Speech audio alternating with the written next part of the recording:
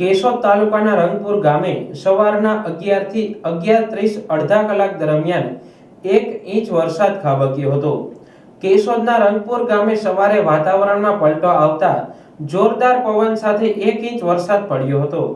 આ વરસાદ અને પવનના કારણે રસ્તાઓ પર વૃક્ષો પડી ગયા હતા અને ખેતરોમાં ખેડૂતોના તલના ઓઘા અને ઊભા તલનો પાક વાવાઝોડાના કારણે ઢળી ગયેલ છે।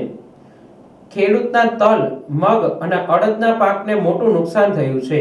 ખેતરોમાં, રસ્તાઓ પર અને વોકડામાં પાણી આવતા વાહન ચાલકો અને ઘાસચારાના ખટારાઓ માંડ પાણીમાંથી બહાર નીકળી શક્યા હતા।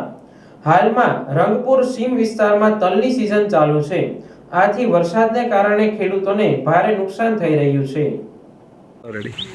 રમૈકલાલ મુરજીભાઈ કણસાગરા, ગામ રંગપુર।